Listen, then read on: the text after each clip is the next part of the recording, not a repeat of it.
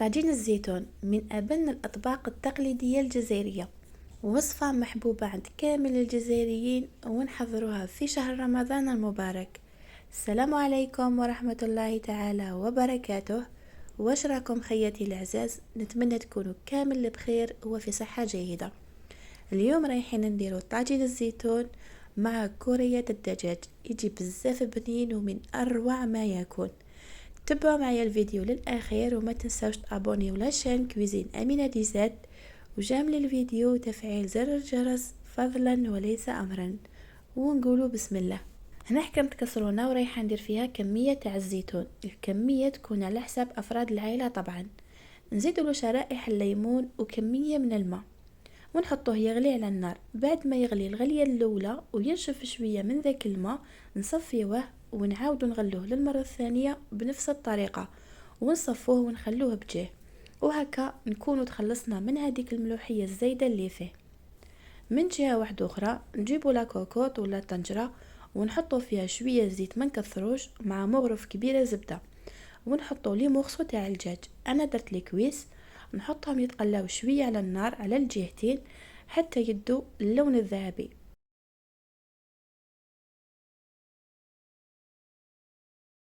نزيدوا معاهم حبه بصل مرحيه، من الاحسن تكون مرحيه باش تجيكم المرقه خاثره وملبيه، وورقه رند وعود قرفه. وبلا ما ننساو الثوم، حوالي 2 ولا 3 فصوص تاع الثوم يكونوا مسكرفتين. وكإضافة باش الدجاج تاعنا يجينا متبل مليح، زدت له ملعقة صغيرة تاع لا موتارد، كما تقدروا تستغناو عليها. نرجعهم يتقلاو فوق نار قليلة حتى يذبل البصل ويتبدل اللون تاعو كما راكم تلاحظوا. من بعد نزيدوا عليهم الزيتون اللي كنا غليناه مرتين من قبل وصفيناه، وزوج حبات تاع زروديه مقطعين دي غوندال بهذا الشكل، والتوابل اللي هما مغرف صغيره فلفل كحل، ومغرف صغيره راس الحانوت، ومغرف صغيره كركم، ونص مغرف صغيره سكنجبير، والملح. وهنا درت مغرف كبيره تاع المايزينا ولا الفارينه، وهذا هو السر اللي راح يخلي لنا المرقه تجينا خاثره وبنينه. كاين اللي تضيفهم مع التالي، لكن انا نفضل نديرها كي نكون نقلي في الزيتون. نقلوهم مع بعض حوالي دقيقتين ولا 3 دقائق، وهذا ثاني سر من اسرار طاجين الزيتون باش تجيكم المرقه مجمره ومعسله. ومن بعد نمرقوا بالماء سخون، بيان سور ما نكثروش الماء باش ما يجيش شرورو.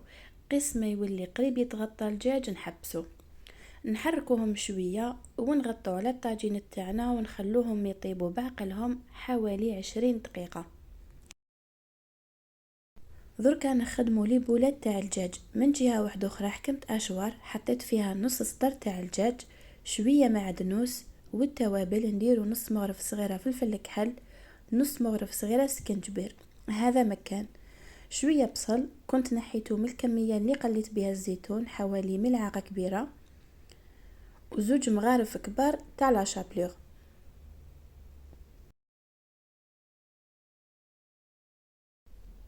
هنا جبت حبة بيض وضربتها بالفرشيطة ونضيف منها شوية في الدجاج. واذا درتو ستر كامل ديروا بيضة كاملة، وهكا ما يتفتح لكمش الدجاج في الطاجين تاعكم كي يكون يطيب. ومغرفة صغيرة تاع الملح، ما نكثروش لانه ديجا كنا درنا الملح ثاني في طاجين الزيتون. نرحو كلش مع بعض في الاشوار، وتبعوا مليح معايا كيفاش راني نخدم.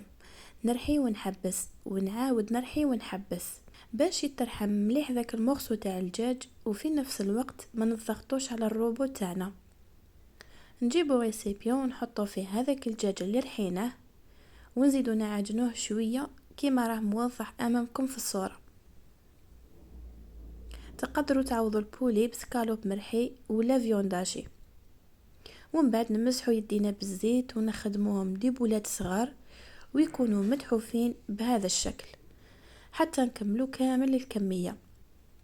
نخلوهم يريحوا شوية في الفريجيدار، وبعد ما يريحوا تحطوهم مباشرة في المرق تاع طاجين الزيتون وتخلوهم يطيبوا، ولا تقلوهم في الزيت كيما رايحه ندير انا. نسخنوا الزيت مليح ومن بعد نقليوهم حتى يتحمروا. تقدروا تحمروهم في الأير فراير اذا عندكم بزاف مليحه وما يشربوش الزيت. ما ننصحش تدخلوهم في الفور، لانه كون تدخلوهم في الكوشه راح يجوكم ناشفين وما يجوش بنان كيما نقلوهم. بعد ما يتحمروا نحوهم ونقطرهم مليح من الزيت ونخلوهم بجيه.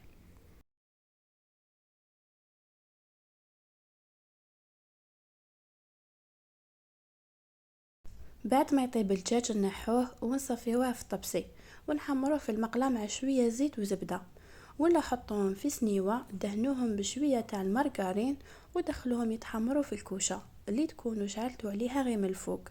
كي تشوفوهم تحمروا شوية نحوهم. نحط لي بولات تاع الدجاج اللي قليناهم من قبل في المرقة تاع الزيتون، ونرجع الطاجين على النار ونخلوهم يكملوا طيابهم حتى تعقد لنا المرقة وتتجمر مليح.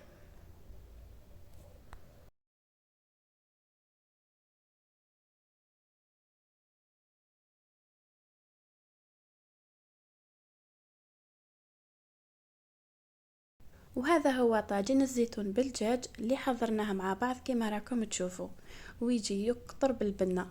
هنا كنت قدمته في طبسي ورشيت عليه شوية معدنوس وزينته بتخونش تاع القارص. جربوه وما تنسوش تخلوا لي رايكم في التعليقات وتبارطاجيو الوصفة مع احبابكم وجامل الفيديو. تهلاو لي بزاف في رواحكم والسلام عليكم.